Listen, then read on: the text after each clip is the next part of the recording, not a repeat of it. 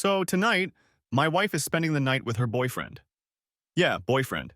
How do I know she has a boyfriend? Well, she told me so herself. I couldn't be wrong in saying that.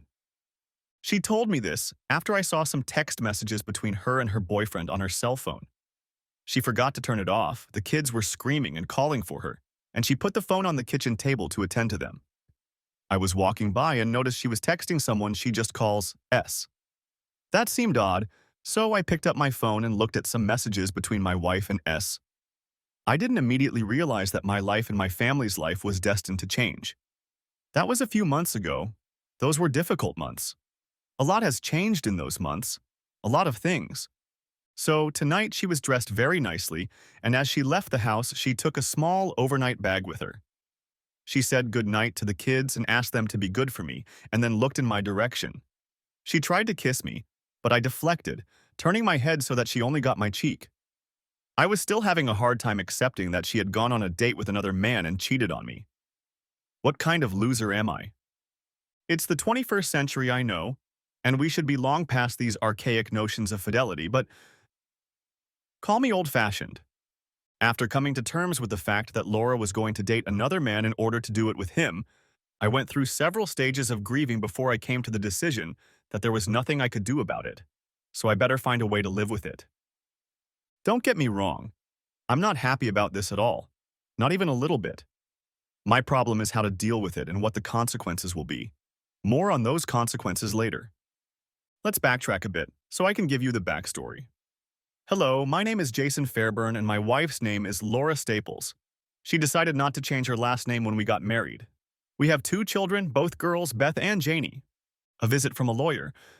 So, shortly after I found out that my wife of 12 years was cheating on me with another man, I went to see a lawyer. I needed to know what my options were.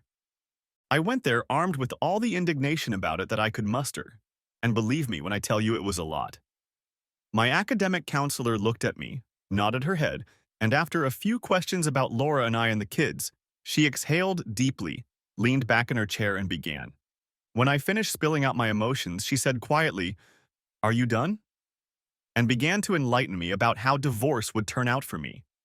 Despite the fact that there are 2.2 guns for every man, woman, and child in Texas, there are virtually no violations in Texas when it comes to divorce. Shooting your wife when you catch her cheating, or the person she is cheating with, is extremely illegal. Virtually all states in the U.S. are now no-fault states. That being said, the scales of justice tip in favor of the woman if there are children in the marriage. Unless the mother is a serial killer or a whore, family court judges almost always give custody to her and then figure out where the money to support the children and the mother will come from.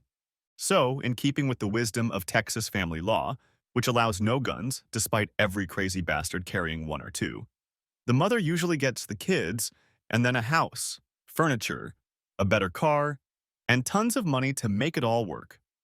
If I were a man initiating a divorce, all I would really do is get out of the house and away from my kids except for one night a week, every other weekend, and 2 weeks in the summer. Everything else would be paid for by my wife and my money. Essentially, I will be paying my wife money to have fun with another guy, and then I will be one night a week and every other weekend babysitting so she has free time to go out and entertain whomever she wants. In the meantime, I'm awkwardly ensconced in my very spacious and not-so-luxurious refrigerator box under a bridge, along with the other divorced fathers who threw themselves under the wheels of the proverbial bus, and looking forward to a few precious days with my kids, who in the meantime are slowly forgetting about me while getting to know my ex-wife's new boyfriends. Yeah, right. Like I'm going to let that happen. I asked my lawyer if I could kick my wife's ass. She frowned. That's a very bad idea, Jason. All she would have to do is get her lawyer to go to court, get a court order allowing her to return to the house, and then make you leave because of the obvious hostile environment detrimental to the children's well-being. And then you'll find yourself on your ass with virtually no way to get back in the house. No, that's not a good idea. So I'm totally screwed. My lawyer, God how I love her huge retainer, recommended a tactic I'd heard of before but thought was just a ridiculous rumor told by people who don't know what the hell they're talking about. What the plan really boils down to is it's cheaper to leave it alone or ignore it. Uh-huh. Isn't that great? pretty damn great. The harsh reality was that if I put up with her, looked past her part-time boyfriend, I could spend time with the kids and keep the house and the money. I tried to visualize that, and there were certainly upsides to it. I tried to imagine the other side of the equation, no kids and no house, and the picture that flashed through my brain was more like a nightmare. I shuddered, a chill ran down my spine, and I immediately realized that being without kids in a home was not an option.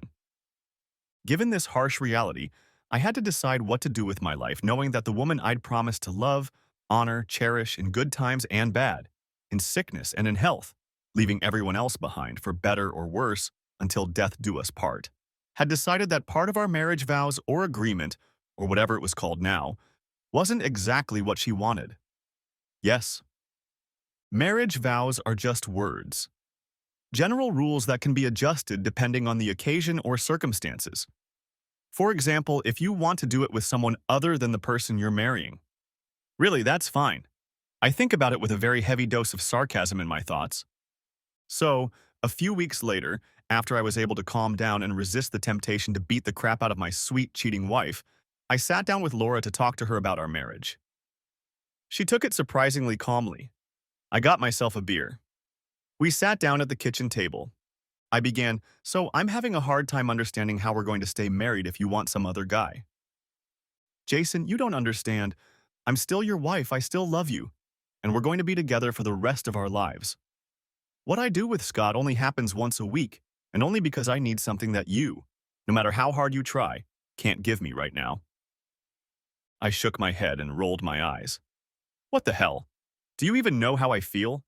I don't give you pleasure anymore?" "Jesus, Laura." "No, that's not what I meant." "Well, that's what you just said," I was yelling now.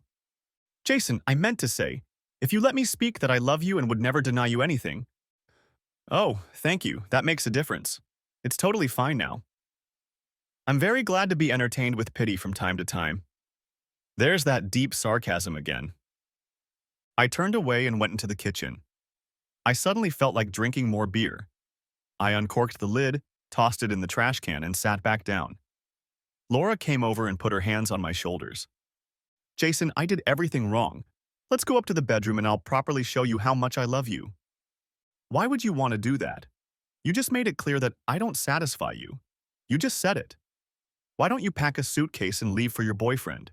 I'm sure that would give you a lot more pleasure than trying to please me." I got up from the table and left. At that moment, I couldn't take it anymore. I wanted to smash something. Instead, I went to the basement office and closed the door. Shit. Thus began my life with an unfaithful wife who was not the least bit remorseful for her adventures. While she wasn't home, I moved all her stuff into the basement bedroom. Get this, bitch. I packed all her toiletries and shit into a box and took it all to the bathroom next to her new bedroom.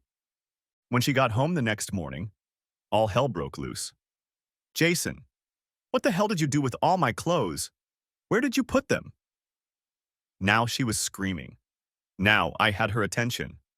And I took my time answering as she stood there looking at me. "Well, I decided that since you don't want to do it with me, since you're obviously thinking about your boyfriend, it would be best if we slept in separate bedrooms. Now you can come and go whenever you want. That's why I put all your stuff in the bedroom in the basement." Complete silence. Then I added, "You're welcome." I turned and walked away. As I left, I added, "Now you won't have to worry about being bad to me anymore." After that, it got very cold in the house. Laura, damn it, what am I going to do now? I'm not sleeping in that damn spare bedroom in the damn basement. Nope. As soon as Jason left the house, I set to work putting everything in its proper place. The kids, Beth and Janie, stared at me, perplexed as to what the hell was going on. I didn't stop until I had everything in place. Then, I got busy making a very tasty dinner. One of Jason's favorite dishes is meatloaf, mashed potatoes, and peas. It's a simple and not fancy dish, like himself, but he and the kids really like it. When he got home, the dish was almost done, and I told him to wash the kids and get ready for dinner. He did so. As we sat down to eat, the girls chatted about all sorts of kid stuff. Jason talked to them and watched them, but never once looked in my direction or said a word to me. After dinner, Jason got busy cleaning up. This was our regular routine. Whoever didn't make dinner did the cleaning. Jason got the girls ready for bed. He read them a bedtime story and then turned out the lights. After going downstairs, he went to our home office. I don't know what he was doing in there, but I could hear the computer keyboard clacking. By the time he'd got upstairs, I was already in bed. He took his usual shower, brushed his teeth, and silently climbed into bed. He rolled over to face me and turned out the bedside lamp. I tried to snuggle up to him and hug him, but he yanked my arm away and then pulled the sheet up so I couldn't get close to him. The next few weeks went pretty much the same. The overall temperature in the house dropped to 0. Jason was coming around. I would just have to wait and be patient. He will realize that the short time I spend with Scott means nothing to us or our marriage. Jason, a few months later. Since then, I haven't touched Laura in forever. My frustration level is growing by the day. To relieve the stress, I get up at 5 in the morning and go for a run. The first few days were brutal. I thought I was going to pass out or rip out some internal organ. My feet, ankles, and knees hurt. By about the third week, things started to get better. My body wasn't hurting as much anymore, and I started to enjoy my early morning classes. My distance started to improve as well. By the end of the second month, I was walking a little over 6 miles a day. At the same time, I lost a few pounds and physically started to feel better. Emotionally is a different story. I have to do something, but what? Trailer. This is something I've been thinking about for a while now. I've been wanting to buy a trailer and a truck to go camping with them. What do I have to lose by buying them? What would Laura do? What would she complain about? I knew she would say, "Why the hell do you need a trailer?" My response to that would obviously be, "Why the hell do you need a boyfriend?" How could she respond to that? I took the kids to the RV show and looked at them, and to say they were excited would not be accurate. They were excited about the idea. Beth and Janie really wanted to go camping and traveling. And in almost every RV we looked at, they were making plans for where to put things and what to do when we got to the parks and campgrounds. I had a certain budget in mind when we started looking, but it quickly came to naught when I realized that modern camping in a nice trailer doesn't come cheap. In addition, I would need a truck to pull it. Trucks aren't cheap, and they require a lot of fuel to pull heavy trailers. Thus, I was faced with a couple decisions in front of me. Do it right or do it cheap. The girls gave me the incentive to do it, and they were the ones who helped me make the decision. After much searching and deliberation, I decided to buy a used 2-year-old Grand Design Transcend model with bunk beds for the girls. A double bed is provided for me. The trailer is well equipped with just about everything you need for camping with a high level of comfort. 1.5 bathrooms, 2 TVs, which I plan to use infrequently, and even air conditioning. This thing is almost 37 feet long. All I needed was a truck to pull this monstrosity. I set out to find the right truck and I got lucky. I found a 2-year-old GMC 2500 HD Crew Cab Denali with very low mileage and a diesel engine that an elderly couple was selling. She had health issues that made them unable to travel as often as they would have liked. Instead of camping, they planned to spend time with friends in Portugal. The Algarve region is very popular with retirees. I got a favorable offer and bought a truck. In total, I invested about $80,000 in the truck and trailer. I bought it and was going to use it to drive my kids around the country and familiarize them with our great country. I wanted to show Laura that this is an important time when children are growing up, and she can choose to be a part of it or not.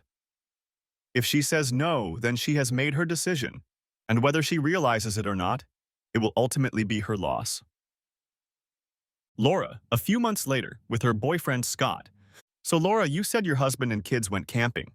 Why didn't you go with them? A long pause followed. I don't know.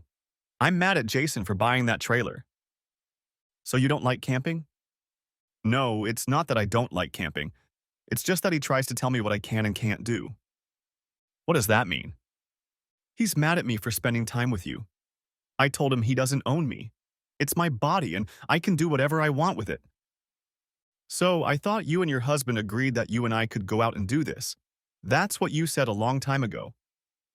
Well, it's not so much that he agreed. It's that I told him I was going to do it. I mean, it doesn't take anything away from him. I'm not sure what his problem is. Scott laughed. I think I know. He's mad at you for being dishonest with him. When you married him, Did you realize that monogamy wasn't right for you? There was a pause in the conversation while Laura pondered this. Scott continued. So you didn't tell him beforehand that you were going to do it with me? No, Jason didn't know. So how did he know? Laura took a deep breath. He saw my cell phone on the kitchen table and saw the text I sent you. Then he went through my purse and found condoms, the same ones you use when we do anal. He pulled out a box, looked at it, and put it on the kitchen table. He looked at me, pointed at the box, and then asked, So who the hell is S? And why do you have a box of condoms in your purse? I realized I was caught, tried to twist myself out of the corner I was in, and told him, Why can't I have a box of condoms? He looked at me wide-eyed, expecting me to say something else. What? That's all I had? No. That night was the first time we had a serious fight. A lot of yelling. Some very nasty words. I told him he didn't own me, and I could do whatever I wanted. This is the 21st century. It's my body, and I decide what I want to do. So you took him by surprise. How did he react? He stood there, said nothing, and shook his head slowly. Then he walked away. What did you do? Nothing much. I came here later that night. Yes, I remember now. Then I want to ask you, are you going to leave your husband? Oh, hell no. I don't want to leave him. I love the man. I love our children. I love our home. We have a very good life just the way it is. I don't plan on changing anything. So, you don't think Jason will eventually object to you doing this with another man? He'll realize it doesn't mean anything to us to him. It'll be the same as it always has been. Scott made a sound. You might want to rethink that a bit. Your husband may not be thrilled about playing second fiddle to your boyfriend. What are you talking about, second fiddle? Well, if I were him, I'd kick your ass to the curb, just like that. Why would you do that? No man likes his woman cheating with another man, at least not normal men. Does he like weird shit? Would he want to watch us do it? Hell no, Jason's not like that at all. So you do it with your husband? There was a long pause while Laura pondered the question. No, for a long time now. There was another contemplative pause. That's not good, is it? What do you think? Do you think your husband likes the idea? What can I do about it? He won't come near me. Why do you think that is? Another long pause followed while Laura pondered the question. What can I do to get him to touch me again? Oh, baby, you're totally screwed. I'm going to ask you one more time. Are you planning on leaving him? Because to him, it looks like you're going to do it. What? No, I don't want to leave him. Hell, I love him and our kids, and I don't want to give them up. But isn't that what you've already done? Don't get me wrong, I enjoy entertaining you. But I don't want to marry you. You do realize that, don't you? Yes, of course. So as I see it, you have a very big problem. If you want to keep your husband and children, you have to do something, and very soon, or he will kick you to the curb and find a new woman. And then you will be in a lot of pain. Maybe you and I need to take a break so he'll be in bed with you again, and you can start giving him what you've been giving me. You think that's what I need to do? Oh, hell. For a smart woman, you're incredibly clueless sometimes. Just try to entertain him. Laura fell silent pondering this. Scott waited, then asked, Do you like your family, your home, and the life you are enjoying with them now? Laura replied, Of course. Scott grinned. And would you like to live in a tiny one-bedroom apartment and see your children once a week? No, why would I? Scott continued, For heaven's sake, honey, get dressed, go home, make up with your husband, and pray it's not too late. Otherwise, you need to start looking for a place to live, because your husband will be ready to replace you with another woman. Trust me. Laura thought about this after she left Scott. Had she crossed the Rubicon with her attitude toward Jason? She didn't know. But she thought about Scott's offer to do for Jason what she had done for Scott. But would Jason let her? Would she go too far? Jason? I loaded up the trailer and the girls started packing up their stuff to take with them. It was a week-long camping trip to a state park in Eastern Carolina. The weather forecast promised perfect temperatures and light rain. I figured Laura wouldn't want to go with us, so I organized accordingly. When the girls were ready, we got in the truck and hit the road. The week went wonderfully. The weather favored us and we had time to do a lot of hiking as well as have fun. One of the days we spent at the water park. It was a very big success. Laura's absence turned out to be not as big a disappointment to the girls as I thought it would be. We talked about it a bit, and they surprised me. They noticed very clearly that their mom was spending less and less time at home and with them. How could I convey to them that nothing their mom was doing was because of them? Everything she did was because, you know, Laura, holy crap. I was late. Jason and the girls went camping. Jason left a note on the kitchen table. We're going south on a camping trip for a week. We'll be back next Sunday. That was it. I called Scott and talked to him. They've gone camping. What am I supposed to do? Well, you blew it. You better hope your husband comes home with the kids. And if he doesn't? Then you're totally screwed. Other than that, there's nothing I can do to help you. You have to do what you have to do to keep your family together. Good luck. Scott hung up the phone. Jason. The week flew by all too quickly, and Sunday night the girls and I headed home. I had to go back to work the next day, and I planned for the girls to participate in summer activities the following week. Their mother could participate, pretend to care about them, and help drive and pick them up. If she could take a break from her boyfriend for just a little while, that would be really nice. We pulled up to the house and I parked the car in the usual spot. The girls jumped out of the car and walked me inside like they always did. I was very surprised when Laura came out of the house to greet the girls. They hugged her and then dispersed to their rooms with their dirty clothes. I started fiddling with the camper, hooking it up to electricity and cleaning up the trash inside. Laura was hanging around and pretending to be interested in everything, but it was just an act on her part. She said to me, "I'm glad you're all home. It's been really quiet here all week." I looked at her out of the corner of my eye as I continued to work. How was your week with your boyfriend? There was no answer to that question. She added, What campground did you go to? I made a grimace and replied, What do you care? You don't like campgrounds. Just thought I'd ask. It was a new campground in North Carolina. It's located next to a water park. The girls seemed to like it. I continued working. When the trailer was done, I went into the house, unloaded all the dirty clothes, took the girls' things, and went to the laundry room to start the washing machine. Then I told the girls to clean up, and I would make dinner. I went to my bedroom and took a shower, and then went back to the kitchen to start cooking. Laura was there. I can do that. I'll make dinner for us. She acted completely different, almost like she was actually interested in everyone else. That's okay. I'll make spaghetti and meatballs. I have the ingredients from the trailer and it won't take long. I guess I was a little dismissive of her, but what the hell did she expect? I made dinner, the kids sat around the kitchen table discussing the events of the week, and Laura acted like she was interested in what we were all up to. What the hell was going on with her? She usually didn't care about camping. All she wanted was more time with her boyfriend between her legs. As we ate, I nonchalantly asked her if she was going out tonight. She looked at me and replied that she wasn't. I told her we needed to talk about the week ahead and who would be dropping off and picking up the girls. I had previously assumed that I would do all of that since Laura was no longer a reliable member of our family. She surprised me to my core when she told me she would pick up the kids every day if I wanted her to.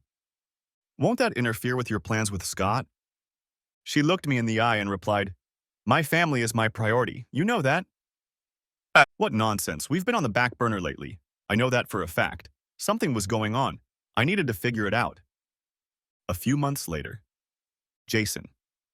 Strange things have been happening in my life for a long time. Strange things. I have an uneasy truce with my wife, Laura. I've made it clear to her that even though she's doing it with her boyfriend, I'm not going to throw her out on the street or divorce her. My lawyer made it clear that I would be on the losing end of this case. The kids will lose too. Why does Texas family law encourage infidelity? Laura likes her life, and she also doesn't want to rock the boat to the point where we end up living in two different places and each of us fighting to have the kids with us as often as possible. The kids would suffer, and it wouldn't be fair to them. Hell, it would be very damaging to them and their upbringing. So I decided to stand my ground and stay married to Laura, at least until the kids were grown and able to decide for themselves what they wanted to do after high school. That date was clearly marked on my calendar. So after Laura informed me that she had a boyfriend and would continue to have fun with him at least once a week, I slowly went into defense mode and started doing a few things. I told you about the trailer I bought and how the girls and I went camping. much to Laura's displeasure. Laura took my purchase as revenge. I didn't care how she took it. I wanted to do something I knew she didn't like and couldn't do anything about. But I had to do something more than that. Everything in life has consequences. Laura had to see what the consequences were for her. We'll see. Yes, Laura, since I started dating Scott, my schedule hasn't changed much. We meet once or twice a week, usually in the afternoon. We have a lot of fun. We talk a little and do our own thing. I enjoy being his woman for a few hours. It's different than with Jason. How do I keep both parts of my life together at the same time? Now that Jason knows about Scott, he doesn't want to touch me, let alone make love to me. It's gotten cold in the house. And Jason is very secretive about what he does outside the house, alone. Jason. According to state law, infidelity is not a factor in a divorce. If we decide to divorce, Laura has a trump card up her sleeve. The courts don't care at all about who is having fun with whom. So when I decided not to divorce Laura, I began to question my responsibility in this new situation. If Laura could have a boyfriend and not suffer the consequences, and the courts protected her, why couldn't I have a girlfriend? It was the same thing. Quid pro quo, or the same goose/goose argument. Yes. So I gradually started doing things that I enjoyed and were good for socializing. And gradually it paid off. There were many online dating sites and even a few sites designed for married people wanting to socialize with other people for fun. I stayed away from them, purely because of the possibility of meeting someone with less than honorable intentions. Call me a coward, but I have children to think about, and death at the hands of an internet stalker and serial killer doesn't appeal to me. No, I stuck to what I knew. It took me a while to get back on track, so to speak. I started and resumed activities that were to my liking. I joined a cycling club, took up running again, learned to play an instrument, and went camping with the kids in the trailer as often as possible. Over time, I met some very nice women, and as they got to know me, we grew closer and trusted each other enough to learn about my family situation. They even matched me up with women for dates. It was through one of them that I met Diana. Diana is 3 years younger than me, divorced, and has a 4-year-old daughter. Actually, Diane is a member of the cycling club I belong to, but I didn't socialize with her until another cyclist, Marilyn, introduced me to her. Marilyn and Diane were good friends, and after one of their weekly bike rides, Marilyn invited me to have a drink with them at a pub where many of the club members go. I didn't usually go because of the kids. I needed to get home to make sure they were packed for school the next day. Not that Laura couldn't do that, but fortunately I was always present before bedtime. Diane is an orthodontist. She is tall, dark-haired, blue-eyed, pretty, slender, very fit, and, I learned, has a keen sense of humor. Her daughter, Matilda, looks a lot like her. Over the next few months, we got to know each other better and met several times for more than just bike rides. I told Diane that I was looking for fun, not commitment, whatever that might be, but purely for recreation. She replied to me that she was looking for the same thing herself after her ex-husband left her and Matilda. Diane told me that she had never gone camping in a trailer. She had grown up with parents who liked to pitch tents. We talked about it, and I suggested that she and her daughter come with me and my kids to a luxury campground. That's how we got started. Laura had never wanted to go camping. She wanted to spend that time with her boyfriend. So I decided that I would spend that time with my new friend. I never told Laura that I would take Diane and her daughter with me. I decided that what she didn't know didn't matter. If the state courts don't care about it, why should I care? A year or so later. Jason, the time has come. I've almost reached my limit. It's time to reorganize the universe a bit to solve some long overdue problems. The Earth has been spinning on a slightly altered axis for some time now. I was going to try to fix it. More specifically, I was going to try to shake things up a bit. I knew Laura wasn't ready to be a faithful wife and mother, and I wanted to have a serious talk with Diane. After dinner Friday night, I went out and bought a glass of wine for Laura and a beer for myself. I walked over to her and handed her the glass. She looked up. What? Are you in love with him? About what do you want to talk about, sweetheart? It's a simple question. Are you in love with him? Laura took a big sip of wine. She was looking at the glass. She wasn't looking at me. Come on, Laura, you know what it is. You started it. It's time to finish it. The kids were in the TV room. Now was as good a time as any to start. I don't drink anymore, but I enjoy a good IPA every now and then. I raised my glass and began. So how do we want to do this? The easy way or the very expensive way? What are you talking about, Jason? How long has it been?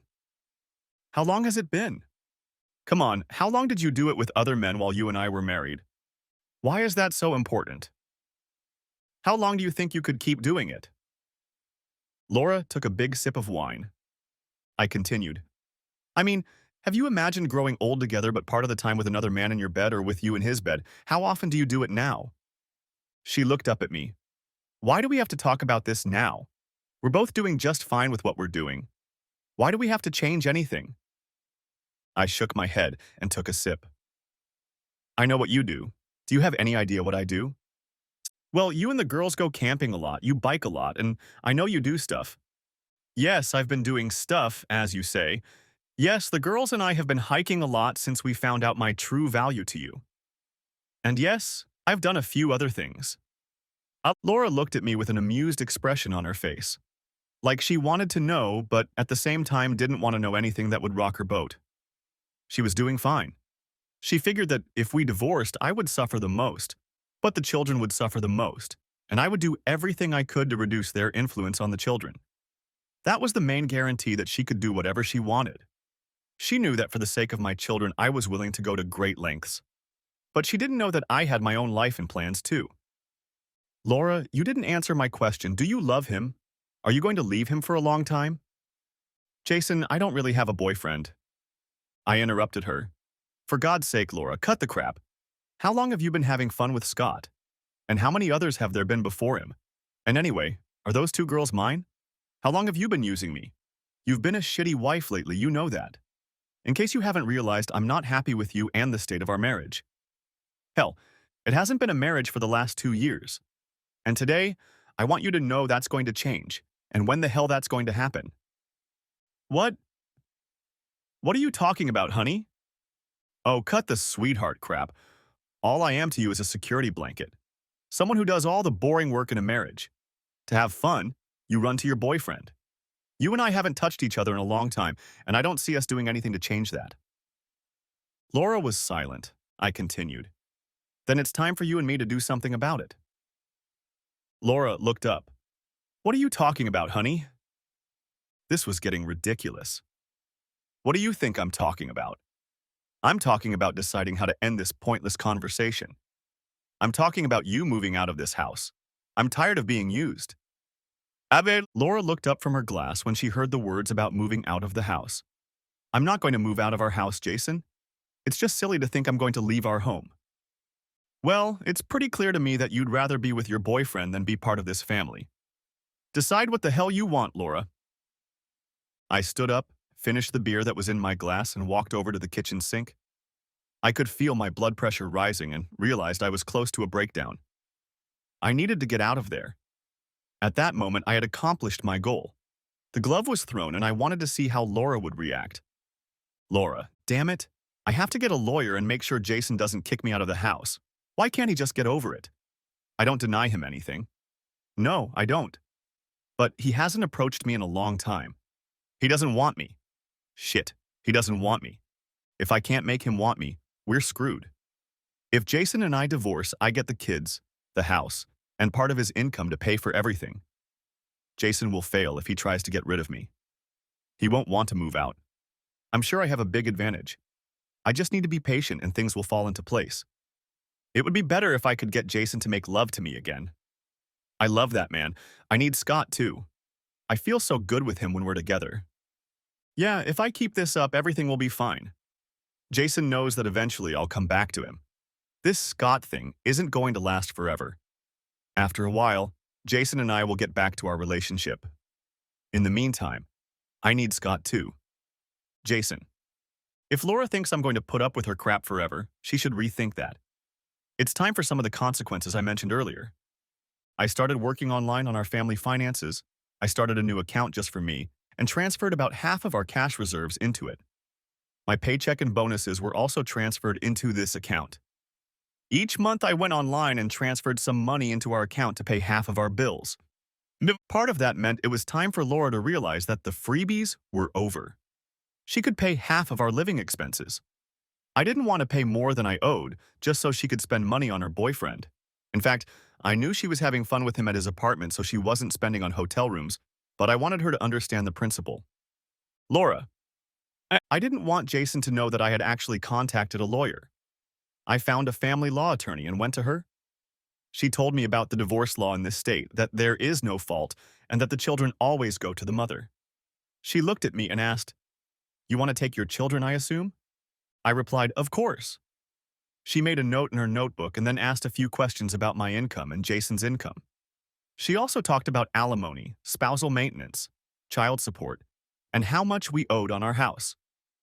In a very roundabout way, she asked if there were any reasons why I thought I would not get custody of the children.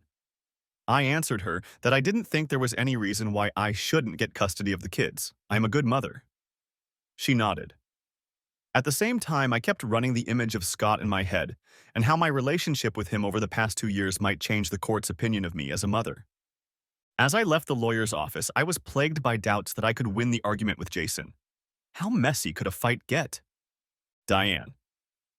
Jason called, and we made arrangements to go camping the following weekend. Matilda is looking forward to it. She loves camping in Jason's trailer. The three girls spread out in the back on bunk beds, and we can hear them talking and laughing for hours after they are supposed to be asleep. Jason and I occupy the bedroom at the front of the trailer and keep the door closed for the most part. No way in hell can I understand why Jason's wife is having fun with him. She must be monstrously stupid. Jason's a great guy. He's handsome, trim, smart, talented, energetic, has a great smile, a wicked sense of humor. He really makes me and the kids laugh, and it's obvious he cares about people. Too bad his wife doesn't care about him or his daughters. So Laura's loss is my gain. I divorced a jerk who didn't want to be a father, and I have a wonderful little girl who is my world. When I met Jason, he seemed like a man who needed someone to take care of him. As I got to know him better, I realized that his wife was using him. She wanted to have her cake and eat it at the same time. My friend Marilyn introduced us and told me a little bit about Jason and his wife and how she was blatantly abusing him. Knowing a little about divorce law in our state, I realized that she had him cornered, and if he decided to divorce her, he would lose his children, and he didn't want that. So he put up with it until the girls were grown, and then he could tell her to back off. I make good money and wasn't looking for a serious relationship, but I needed a casual friend with benefits to relieve stress. Having a man is something that will do me good, I thought. Jason turned out to be such a man. Traveling with him and his daughters in his camper has been an added benefit for my daughter and I, and simply put, we've had fun. Matilda is very fond of his girls, and they treat her like a little sister. The longest we were together was 9 days on a trip to Florida. We camped near Disney and spent 2 days at the park. We did some hiking and spent time at the beach. It was great. It was a great vacation. Jason told me he really enjoyed our time together, and his girls clearly enjoyed it. We are making plans for more adventures. Laura. I went to see my lawyer again. It was while Jason was taking the girls camping in Florida. He was gone for a week, and I took the time to go to my lawyer to make sure of my rights to custody of the girls if Jason tried to force me out. My attorney's name is Claire Barnett. She is about 50 years old and has been practicing family law for over 2 decades. I wanted to clarify a few things. Claire, the last time we talked, you told me that if Jason tried to divorce me, I would get the kids, the house, and he would have to pay me every month. Well, yes. I remember we talked about your family, and you said the most important thing to you is that you have custody of the kids. The court is usually on that side, and I can tell you that most of the mothers I deal with get custody. But there are exceptions. What do you mean? Well, if your husband proves to the court that he is the more appropriate parent to have custody of the children, then the court may agree to whatever request he can make to get primary custody. It is not a fact that the mother always gets custody.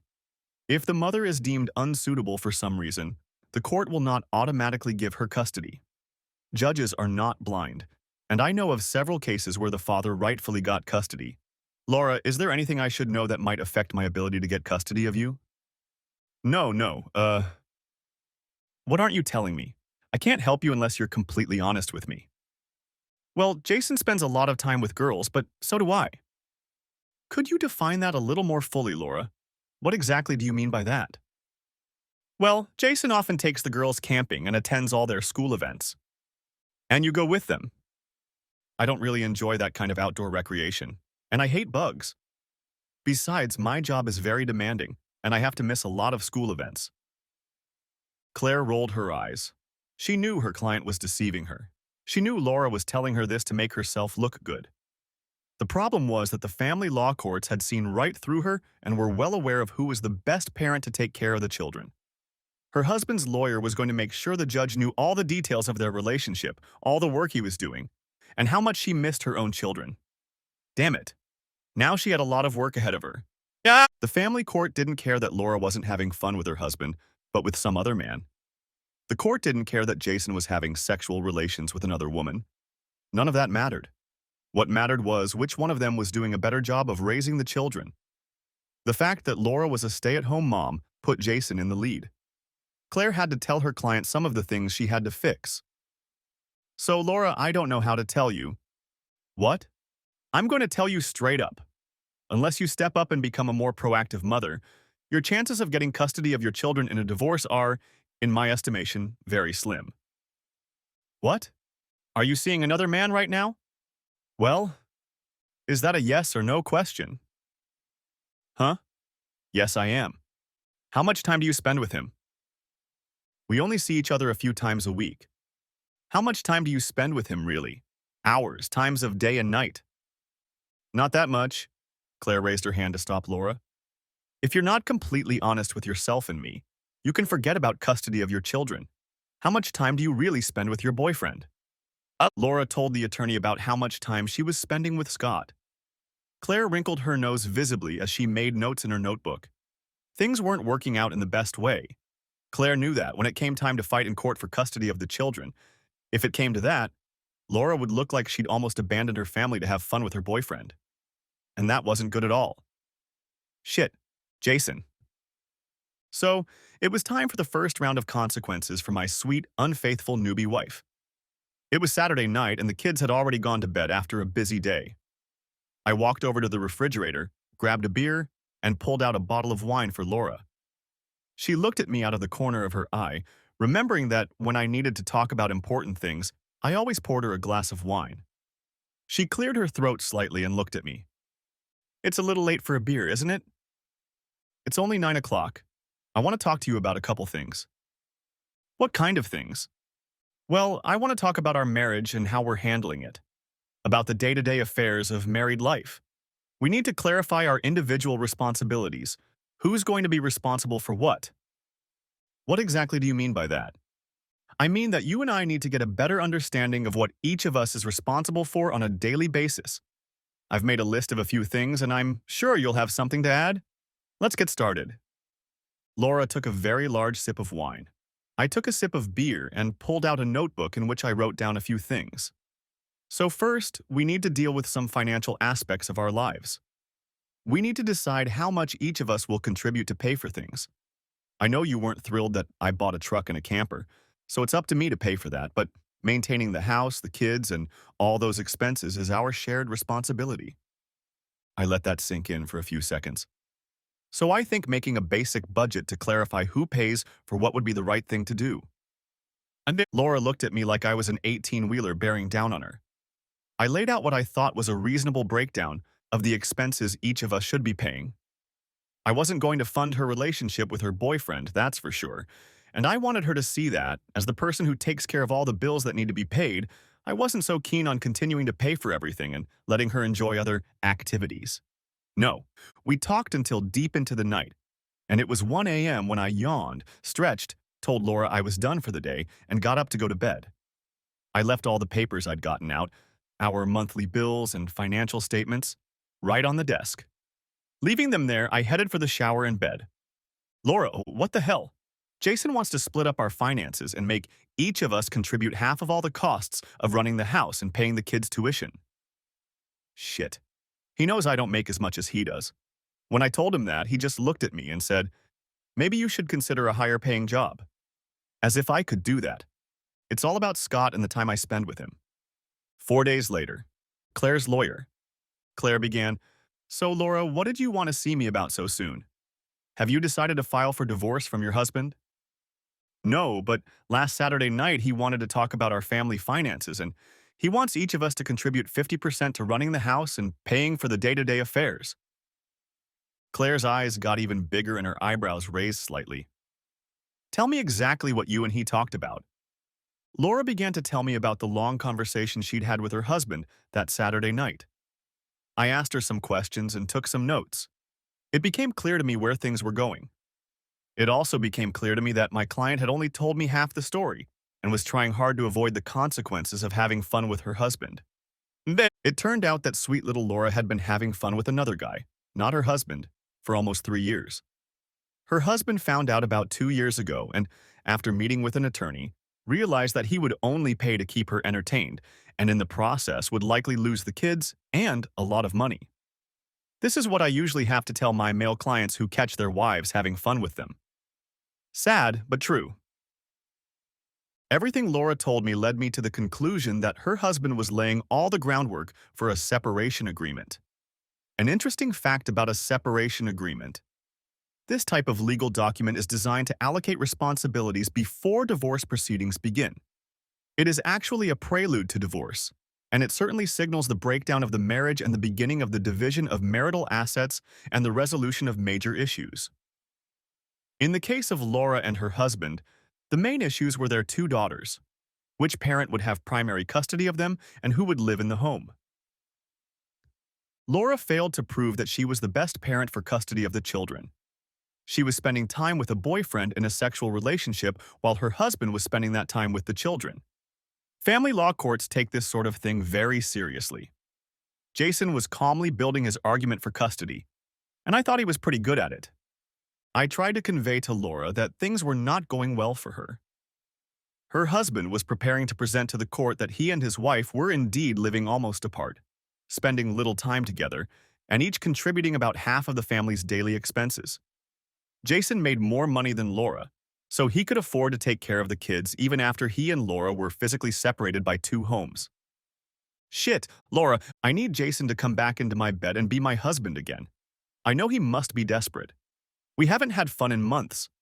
If I can get him back in our bed, it won't take him long to start doing it with me. He'll realize that this Scott thing means nothing to him. Scott only gets the crumbs from Jason's table. I am Jason's wife, and my time with Scott takes nothing away from being Jason's wife. Jason, lately, Laura has been hinting that she still wants to do it with me and won't deny me anything. A chill runs down my spine. The idea of doing this was so ridiculous. I wasn't going to have fun with a whore. It wasn't going to happen. After the girls had gotten into bed, she'd cast odd looks at me and even hinted that she wouldn't mind having fun with me. I don't know what motivated her to do that, but at this point I didn't care. All I wanted was for her to leave me alone and mind her own business taking care of the girls in the house. Everything else was just business. When the girls grew up and went off to university, I could do whatever I wanted and end this travesty of a marriage to Laura. She could leave to her next husband. Let him deal with her need to have fun with other men. It's not my problem. Time is running out. A few months later. Jason. Enough said. I've been thinking a lot lately about ending this shitty marriage. Regardless of the outcome, I have lost the ability to tolerate our current situation. Diane and I are starting to see our life together, which means I have to do something about Laura. I have to push this whole train wreck. I have to give her the right push. I've decided to go visit Scott. I know where Scott works and lives. I decided that he and I needed to have a heart-to-heart talk about Laura, him, and their future together. It was Wednesday, about 6 o'clock in the evening. I leaned against the hood of Scott's car as he left the building where he worked. As he approached, he was on the phone, and when he saw me, he dropped the receiver to the ground.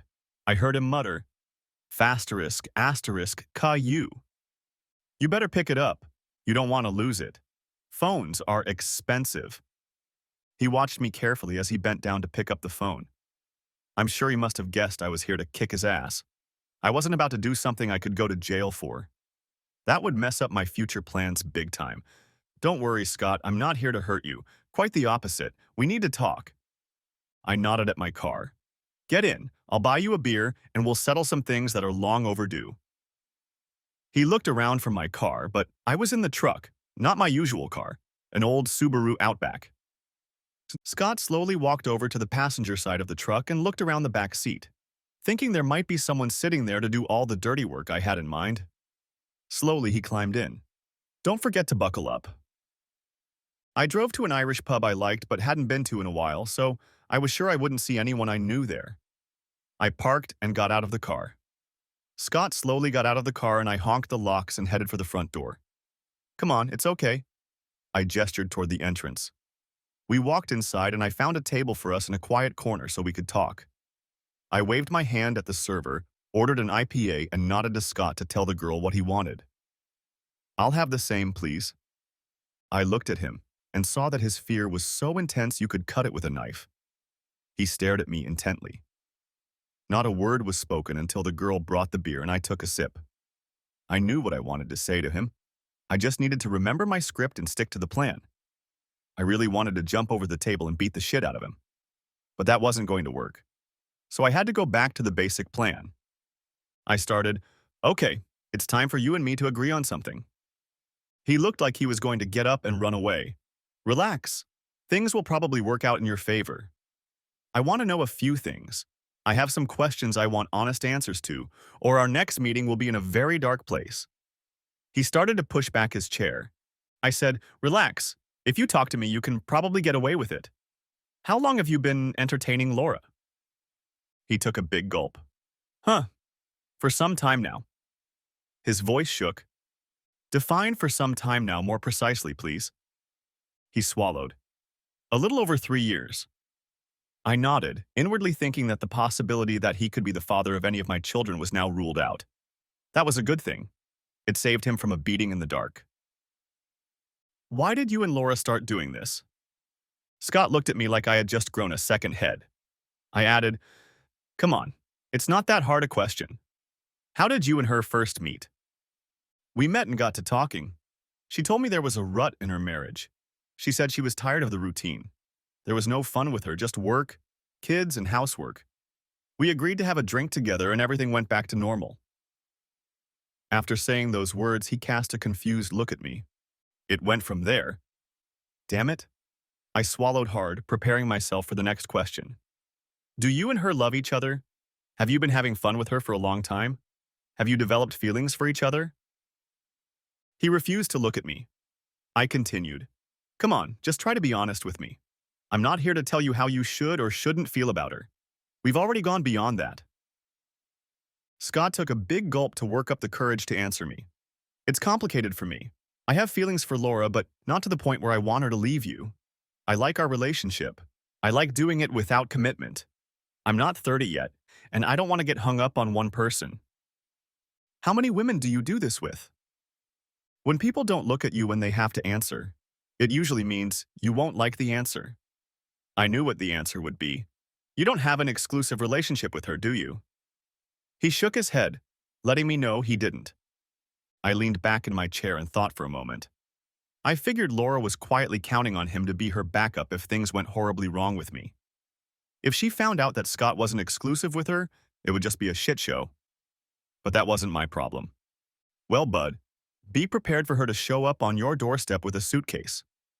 You may not have realized it, but having fun with someone else's wife is fraught with consequences. Go ahead and do whatever you want. I'm not going to tell Laura what she can or can't do, who she can or can't have fun with. No, but that doesn't mean I won't do other things.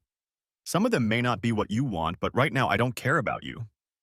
I stood up and tossed the $40 on the table.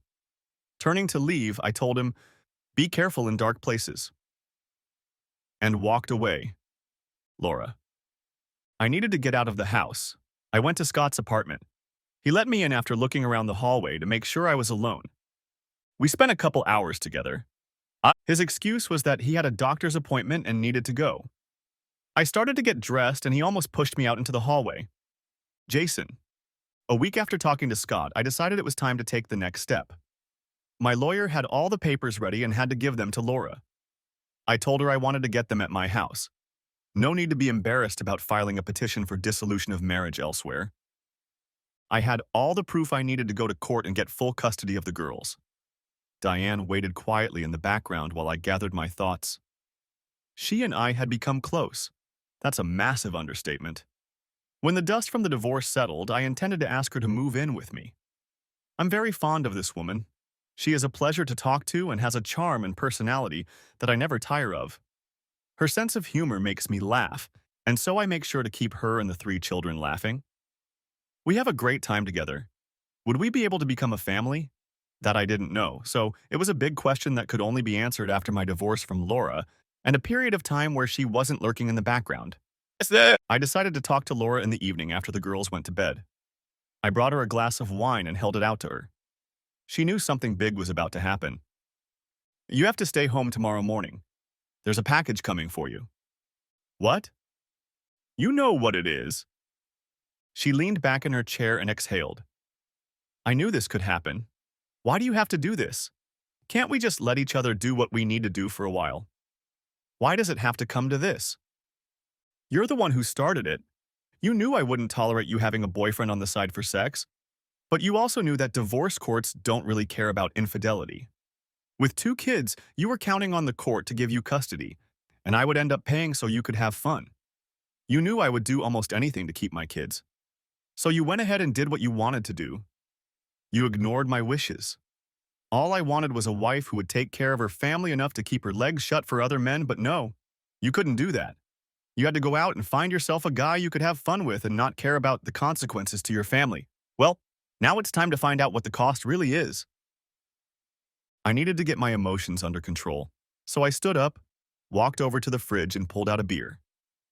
My blood pressure must have gone up because I felt my face turn red. I poured the beer into a glass and went back to the table. Better to talk things over now than pay lawyers a lot of money later to straighten things out. Jace, I'm going to fight with you against the divorce. I love you and our family. I held up my hand. You're damn bad at showing your love. You've shown your love for Scott. Don't sit here and say otherwise because I know you're lying to me and yourself. Your actions speak louder than any words. She looked at me. You know I will get custody of the girls, and you will only see them once a week and sometimes on weekends. And you'll be paying to keep us all here. I know you don't want that. Stop this ridiculous divorce. You and I will be a couple again, and everything will go back to normal. I know that's what you want. 18 months ago, yes, that's what I wanted. But not now. You've done too much to poison this water. Let me ask you this. Are you ready to give up Scott? That question formed an empty space. Why don't we come to some sort of agreement? I'll spend time with him and you can do what you like. I'll even agree to go camping with you and the girls.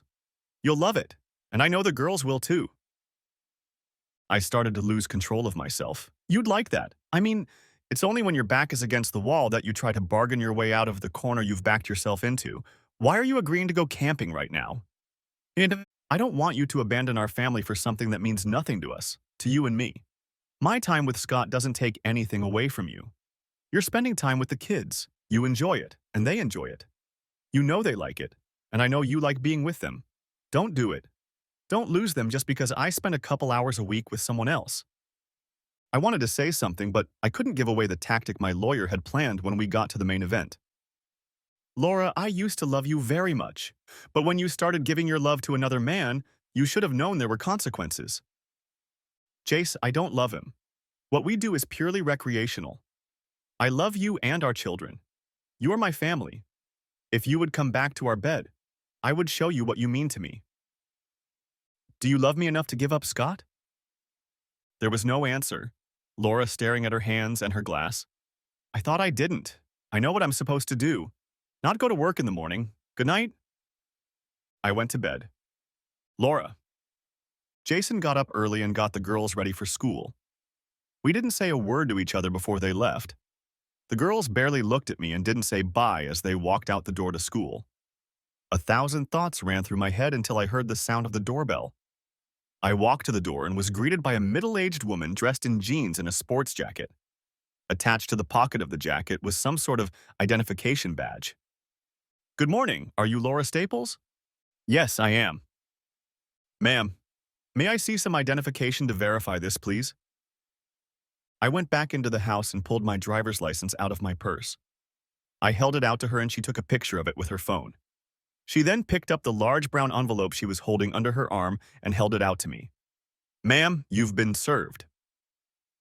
Before I could say anything, she took 2 steps back and took another picture of me with the envelope in my hands. What the hell?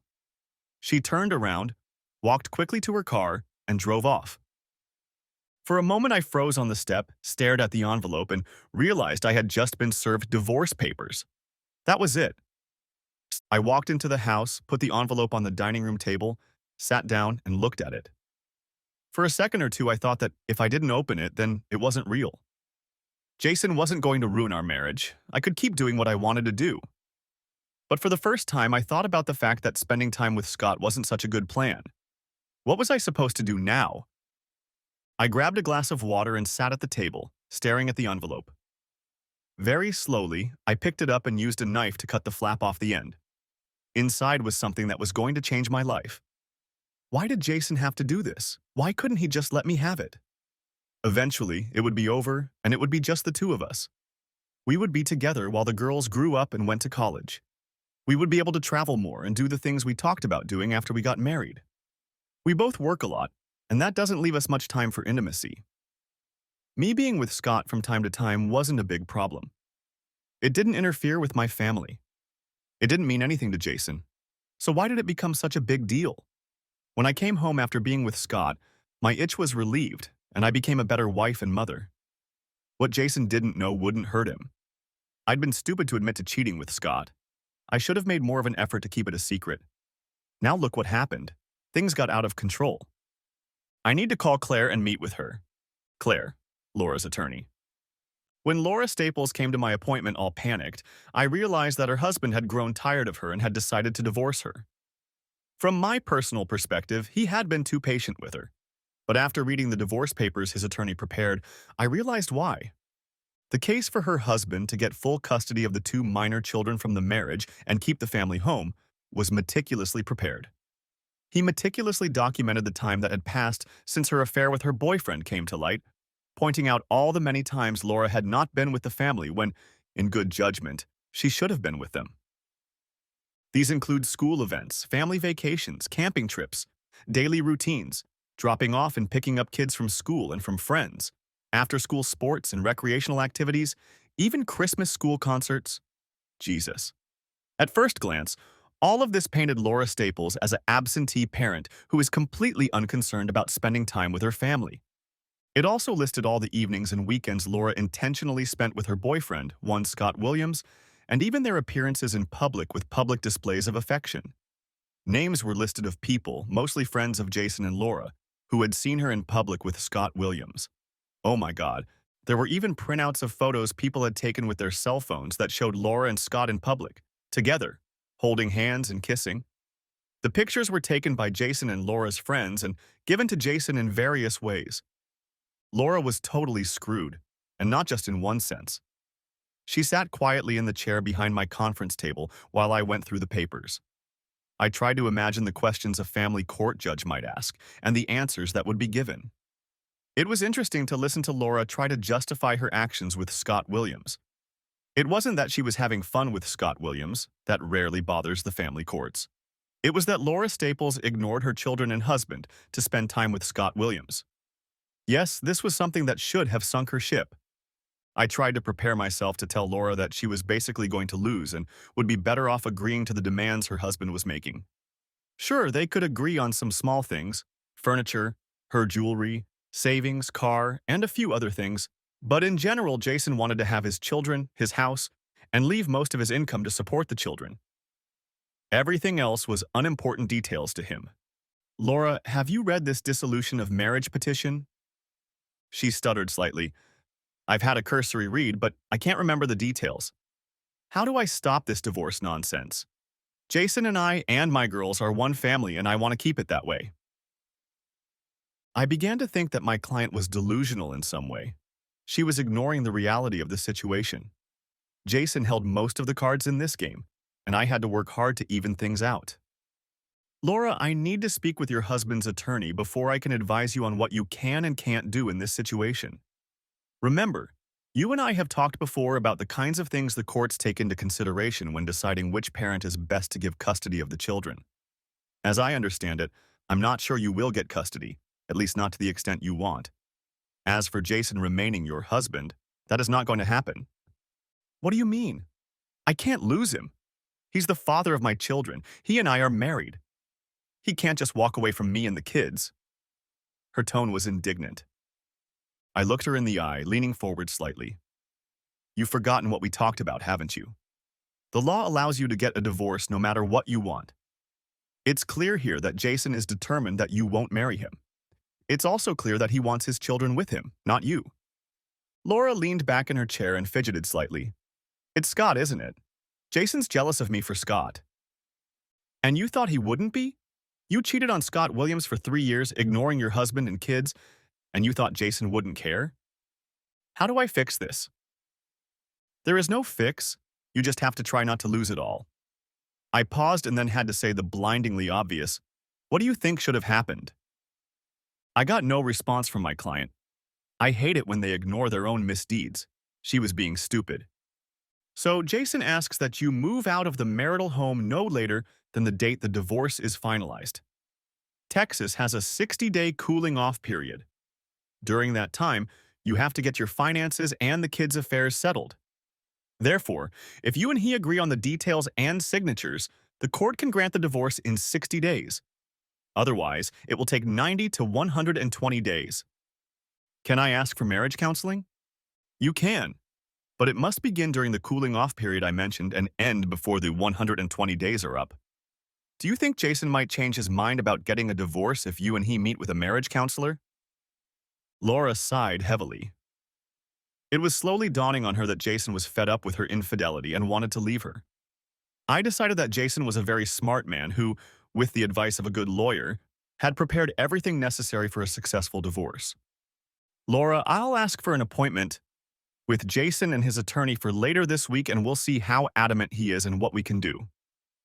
Good. What do I do now? Go home, be with the kids, try to talk to Jason. You're both still at home, I assume? Laura nodded. Go home and try to talk to him if you can. Otherwise, there's not much you can do. She stood up and slowly walked out of the office. My assistant, Jackie, walked in. That deer has the look of a deer in headlights. Looks like it didn't go well. And this one is totally screwed. I handed her the papers Laura had brought and asked her to contact my husband's attorney and set up an appointment as soon as possible. Jason. My phone was strangely silent for most of the day. I assumed Laura was burning up the phone lines right now, calling me and urging me to give up on the divorce. As I was about to leave the office, I received a call from my attorney informing me that Laura's attorney wanted to schedule a meeting as soon as possible. Why not? Let's get this over with as soon as possible. I had plans for the future. She would call me back and set a date and time, but until then, I had to be very careful around Laura. Minimize contact with her in and out of the house and generally not do anything that could be perceived as a threat. When I got home, I saw Laura's car parked in the driveway. I walked into the house. The kids were sitting with their mother. She pretended to be interested in their homework. They looked at me with an expression that said, "What the hell is she doing?" I didn't say anything to Laura. I chatted with Janie and Beth. I made dinner for the 4 of us. Laura set the dishes on the table, got knives, forks, spoons, and glasses. Dinner was interrupted only by the girls talking and telling me what was going to happen for the rest of the week. Everything was very normal, except that we had Laura with us. She wasn't busy with work as usual because she spent the afternoon with her boyfriend. After the kids went to bed, I went to our home office to run some errands and send a couple emails. Laura appeared in the doorway. Jason, can we talk? It's a little late for that, isn't it? I don't want a divorce. I want us to be a family like we should be. It's a little late for that, isn't it? How can I show you that you're the one I love? It's a little late for that, isn't it? Why won't you talk to me, Jason? Don't you understand at all? I've tried to talk to you so many times over the last 2 years, and all you've done is ignore me and ignore our children. Well, now I'm ready to ignore you. I want us to go to marriage counseling. And what are you going to do? Spend time and money and then we'll get divorced? I don't think so. You can go to all the therapists and counselors you want, just not with me. Her voice took on a pleading tone. Jason, we can't get a divorce. The kids would get hurt. I interrupted her. Oh, that's a good idea. The kids would get hurt. And you haven't thought about how the kids will be affected by all the time you spent with Scott. Your narcissism is showing loud and clear, Laura. I almost screamed. What? Oh, for heaven's sake, go see a therapist. The sooner the better. Better yet, I suggest you pack a bag, a big bag, and go to your precious Scott. And stay there, away from me. I squeezed past Laura and headed for the bedroom I'd been sleeping in for months. Deciding a hot shower was what I needed, I stepped into the bathroom. Standing under the jets of hot water and trying to get my thoughts in order, I saw the door open and Laura standing there. She started to push the shower door open when I stopped her. What the hell are you doing? Please, Jace, let me in. We're family. I need you. You need me. I held up my hand. Stop it.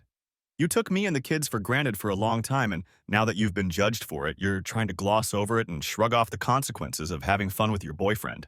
Screw you. Get out. Laura stared at me for a few seconds and then turned and walked away. Finishing my shower, I got dressed and went to check on the kids. Laura's car was gone. An hour later. Scott.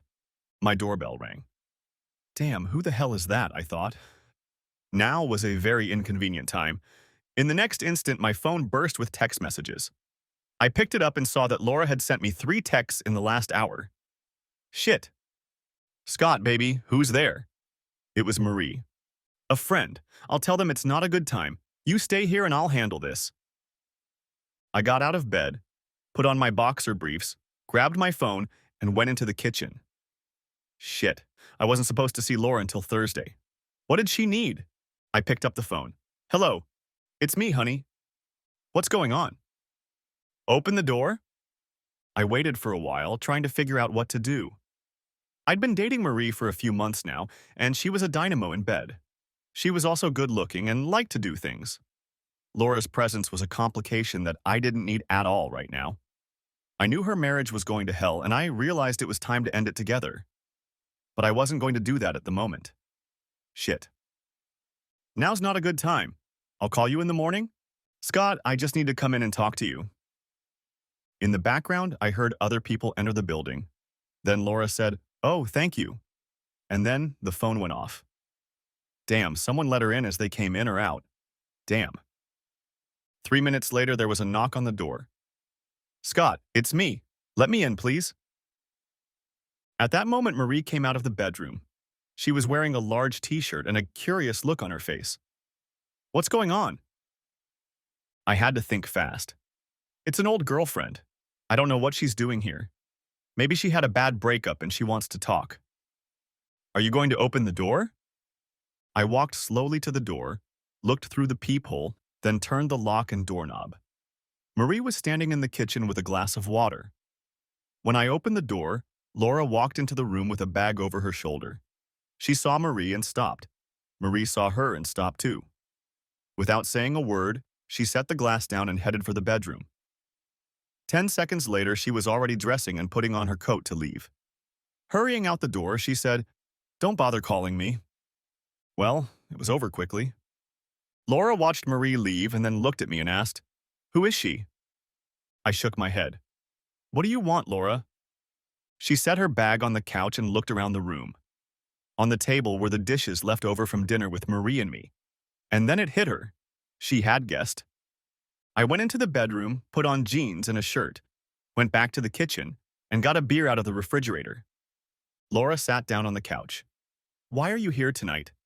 We weren't supposed to meet until Thursday." And then I did the math. "Damn, your husband kicked you out, didn't he?" She nodded slowly. I continued. "And you thought you could stay here?" I said in a tone of resignation. "Shit. What the hell did you do, Laura?" She swallowed. "Can I get a drink?" I went to the kitchen and brought her a glass of wine that I knew she liked. I held it out to her and she took a big sip. "He's divorcing me." "Oh. He told me he doesn't want me to be his wife anymore." "How can you blame him? You and I have been having fun for a long time. I'm surprised he put up with all this crap for so long.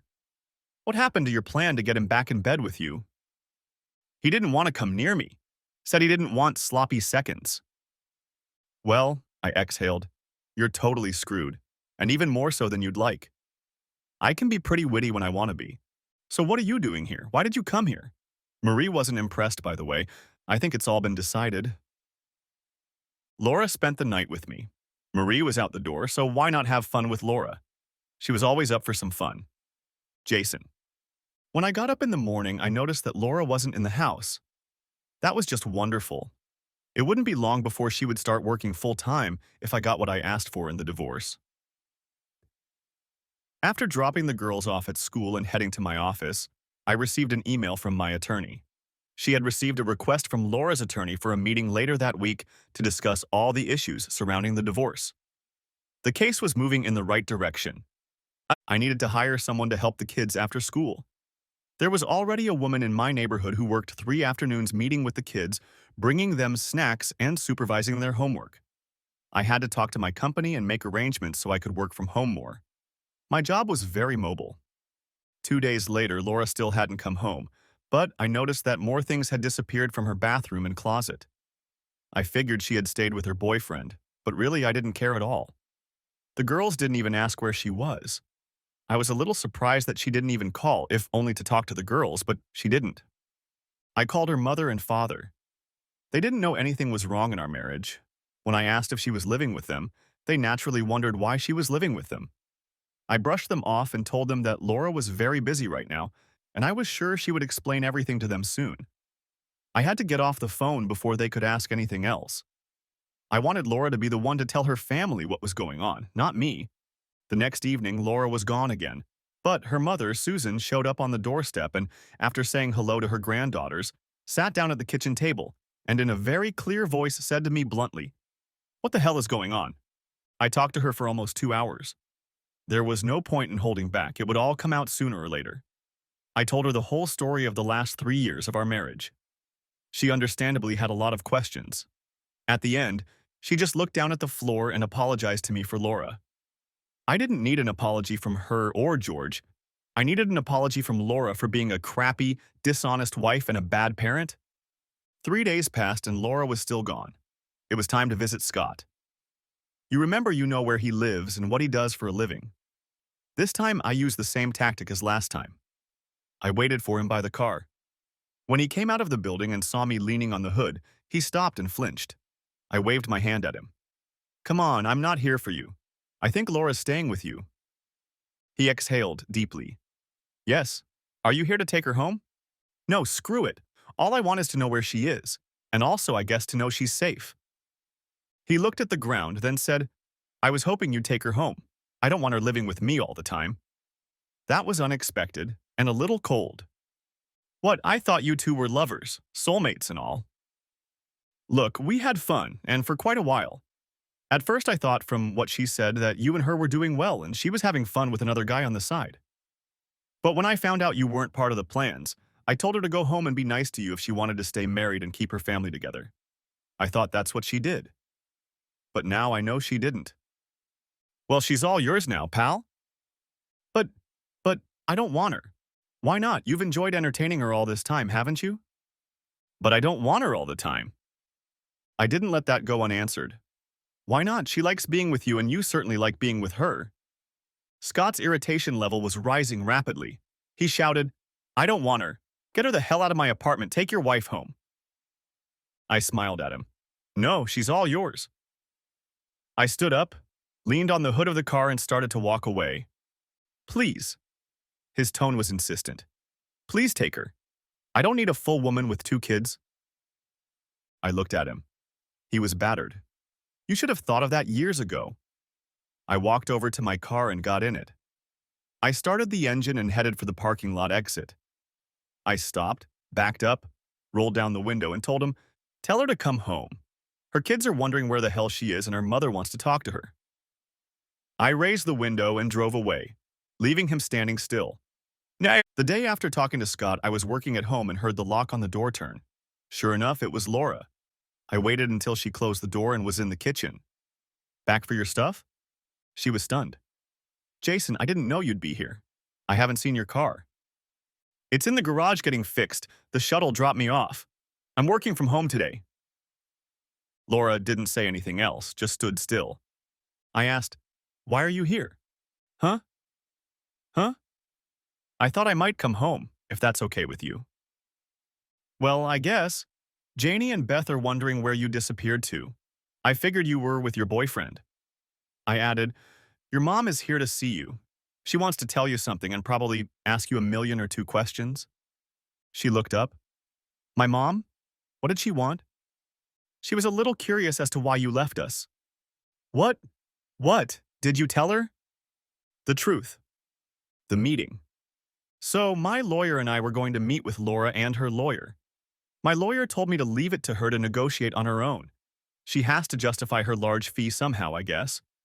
We were to meet in the conference room of my attorney's office. It was supposed to be very simple. We would discuss the details of the girl's custody, who would get how much. Plain and simple. But it wasn't. When I arrived, I saw that Laura and her attorney, a woman introduced as Claire, were already seated at the table. My shrewd legal eagle set about reminding me of the plan, letting her do the talking, and then we'd get to the battle. As my attorney began to discuss the details of the partition, she was interrupted by Claire. We can hold off on the main event for a bit. Laura has something to say that might negate this whole experience, and we can all move on to other matters, Laura. Jace, I don't want a divorce. What do I need to do to make you forget about all this nonsense and make us go back to being the good family we were and will be? You know I love you and the girls very much. You know I only love you. I wanted to stand up and start yelling, but the lawyer squeezed my hand in a vice grip and pulled me back into the chair. I said, let her talk. She continued to rant. You know that my time with him was just entertainment. It was never anything other than a way for me to relieve the stress of the daily grind of life. Our marriage couldn't fulfill all my needs at the time. It wasn't your fault. You couldn't and didn't do anything about it. He was just available to me, and I chose to spend an hour or two a week with him. I came home a better wife and mother. I came home to you and the girls every time. She said all this as if it was a good thing. That she was doing it with another man to be a better wife and mother was a good thing, yes. The woman was still deluded. She had convinced herself that having fun with Scott was perfectly fine, and this despite the fact that she was married to me, that I would put up with it forever. Yes.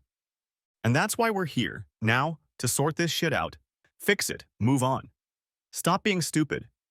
If she thinks I'm going to blindly accept that she's having fun with some other guy, she really should pull her head out of her ass. Laura looked at me with an expression that said, please.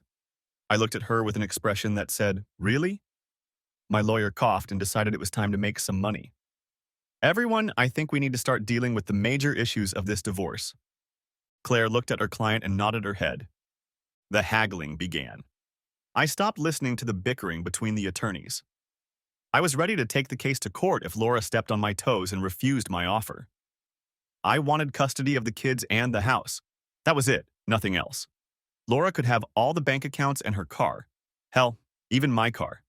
I didn't care. Everything else didn't matter. If she wanted to blow off her family, let her live with the consequences. So the lawyers fumbled around, emailing each other, which often happens in divorce. It was all for naught. Eventually, the attorney convinced Laura to sign the agreement. It seems that when my legal eagle provided Laura's attorney, Claire, with all the information about how much time Laura had actually spent with her family over the past 3 years, and especially over the past 18 months, it was enough to convince Claire that if we had to take this all the way to a family court judge, nothing good would come of it for Laura. In the end, she reluctantly agreed to my divorce terms. Now I just had to make sure it didn't affect my daughters any more than necessary. Laura. At first, I refused to sign the divorce agreement Jason wanted. I needed my family, and I wasn't going to settle for less. Why was he being such a pig-headed asshole? Why did he want to destroy our family? What I did when I was away from him and the kids had no effect on them. Jason didn't give up anything when I was with Scott. Why couldn't he let me have something for myself? Why couldn't he? Claire told me that if Jason forced us to go to court, she was sure the judge would rule in his favor and give custody of the girls to him. I couldn't even think about what that meant. I couldn't imagine Jason wanting to take the girls away from me. Why would he want to do that? Claire told me that she tried her best to negotiate a better deal for me, but it was anything but good. Prolonging the misery would accomplish nothing, and even if I had tried to drag things out, the court would have ordered a settlement after a year. So if I wanted to get out of the marriage with something, the decision had to be made now, not later. I sat and cried for what seemed like hours. I couldn't even concentrate on the paperwork while Claire pointed out all the places where I had to sign. I was signing a waiver of marriage. I was giving up my children, my family, and the home I wanted and loved so much. I was signing a waiver for my life. Jason. I was somewhat surprised when my attorney called to say that the signed documents were on their way to her with a courier this afternoon. Laura's attorney, Claire, called my attorney to let me know that Laura had agreed to the divorce. I agreed that Laura would be able to spend a very limited amount of time with the children, but they would live with me in our home. Laura had until the final date of the divorce to move out. I agreed to an equal division of our financial assets, and that she would receive half the value of the house no later than her 18th birthday, plus 6 months of our youngest child's life. She would have to share in the girls' education, totaling $100 a month for each of them. That's a total of $2,400 a year. We had already set up a girls' education fund, and I was contributing $500 monthly to it. I opened it when the girls were born. I wanted to make sure they could afford any college or university they wanted to go to. Laura kept her car and could take any furniture she wanted out of the house to furnish where she was going to live. I didn't care about any of this. I even offered to pay for the bunk beds the girls would sleep on in Laura's new home. After all, I wanted her out of our lives and less stress for the girls and me. The uncertainty of having a wife and the girls having a mother was slowly killing me. At least now I knew where I stood and could manage our lives in a rational and organized way. Then Laura could move on with her life and do whatever she wanted. She could spend time with the girls and maybe even pay attention to them and their needs. If the girls said they didn't want to be with Laura, I wouldn't force them. I would get my lawyer back on board and make a new agreement. We'll see. 60 days later. Laura, oh crap. I got a call from Claire letting me know that she received the divorce papers from the court clerk's office. I am now officially no longer married to Jason. It was really weird. Things were changing too fast, and I wanted things to stay the same. What was even weirder was that I needed to leave home. I hadn't even looked for a place to live. I didn't know where I was going to go. I hadn't told anyone in my family that Jason and I were getting a divorce. Scott told me he couldn't take me in. Damn, and I was counting on him. I need to talk to Jason. Maybe he can help me. I headed over to the home office where he was located. Jason, honey, can we talk? What would you like to talk about? Where am I supposed to go? I don't have anywhere to go. Do I have to go? Can I just stay here for a while longer? Jason looked at me like I had two heads. Laura, you've had a few weeks to find a place to live. Where's your boyfriend? What's his name? Go and be with him. At those words, I swallowed hard. He can't take me with him. Why not? You like having fun with him. He didn't wait for my answer. He just shook his head and walked away. I could hear the coffee maker running in the kitchen. Jason had a stack of boxes in the living room, things he had already packed for me so I could take them with me wherever I went. I had no idea what the hell to do. Jason. No. It was clear to me that Laura was ignoring the fact that our divorce was about to become final. She was putting off finding a place to move. She was ignoring everything her lawyer was telling her. Things like finding a new place to live. Things like starting to put money aside each month for her children's tuition. Things like getting her junk out of the house. I had to call my dog and have her call the lawyer to remind her that she had until midnight to pack up and leave. I actually knew she wasn't going to do that, as she should have.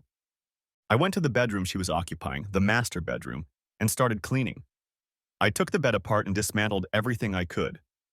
The little things, lamps and bedside tables. I moved to the hallway, counting on them being moved to the garage. Laura, do you need all this stuff? If you do, fine. But if not, I'm selling them. Either way, they're leaving this house. She looked at me in amazement. I kept working, moving the bed frame, headboard, and footboard, mattress and springs down the stairs and into the garage. She was sitting in a chair in the living room, and I could see she was crying. Come on, get up and get to work. If you need all this, move your ass and do something for yourself. Otherwise, it's all gone. After what seemed like hours, I saw her pull out her cell phone and start calling someone. I have no idea who it was. She made 3 calls. Then she put the cell phone in her purse, and I heard my phone ring. The repercussions I've already mentioned were starting to be felt. It was her father calling. Jason, what the hell is going on? Laura told me you're making her move out of the house. What the hell? I interrupted him. George, did Laura tell you why? Jesus, who cares why? Why in Christ's name are you trying to get her to leave the house? It's a very long story, George. I'd love to tell it to you in its entirety. Why don't you and Susan come here? It'll take a little time to tell you all you want to know. You'll both want to hear it. He said they would be here in an hour. I put the phone away and found Laura. So, are you going to tell your mother and father the truth about what you've been doing for the last 3 years, or am I going to do it? She looked up and I could see the genuine fear in her eyes. It became clear to me that she hadn't even told them we were getting a divorce. It would be a shock to them. It was going to be a real shit show. As I headed to the home office to pick up all my papers, I heard the door slam and Laura's car drive off. I figured she had gone to Scott's apartment. George and Susan arrived an hour later, and I spent a good deal of time telling them everything I knew about Laura's affair with Scott. I showed them the divorce papers and the final agreement that had been reached. They both had a couple of drinks to help themselves digest the news of the end of their daughter's marriage. To say they were disappointed was an understatement.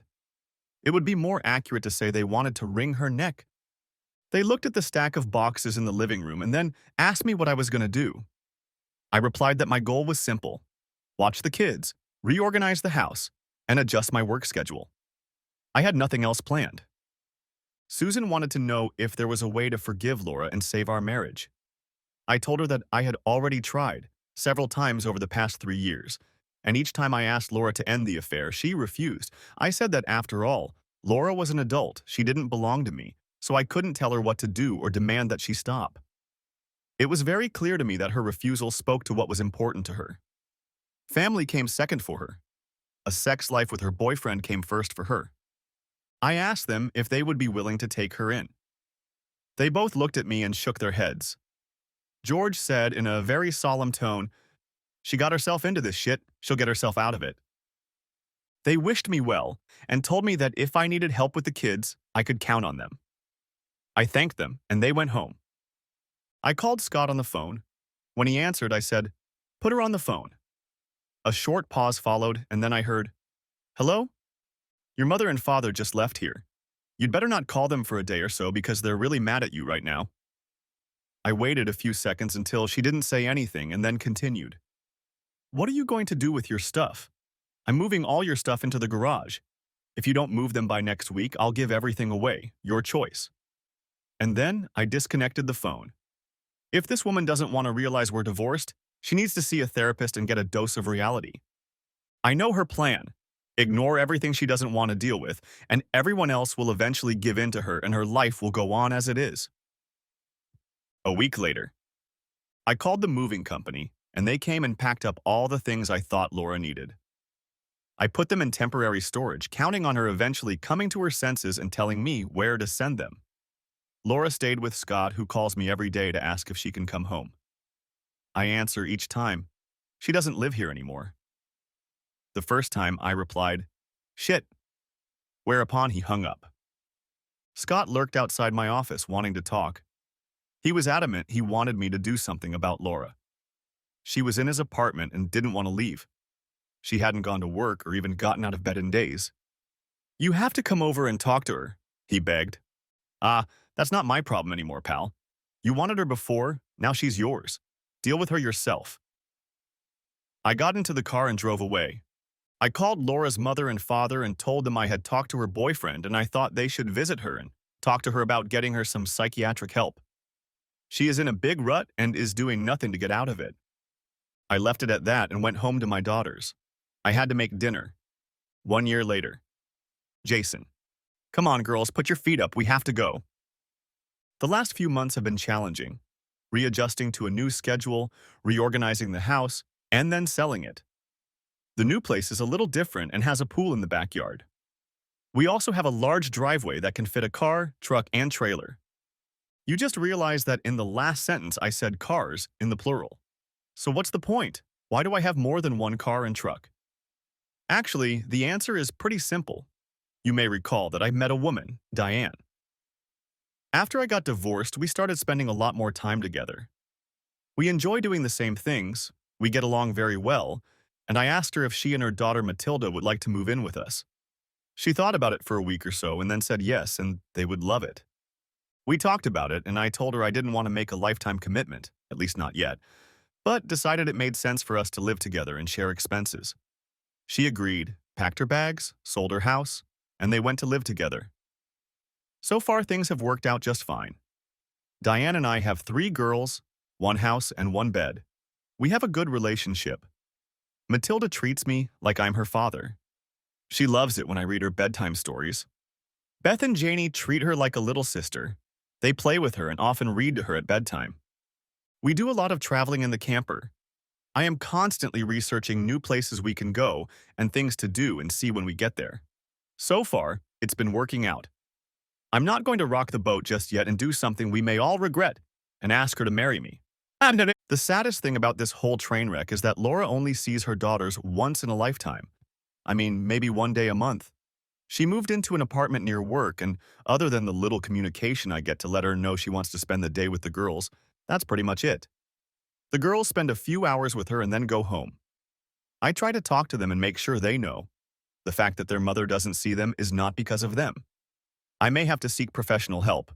We'll see if I need it. Matilda often distracts Beth and Janie. The 3 of them have a lot of fun together. Diane. Jason and I and the 3 girls are now a family. He is so easy and fun to be with. I look forward to every day spent with him. The kids all get along with each other, so it just works.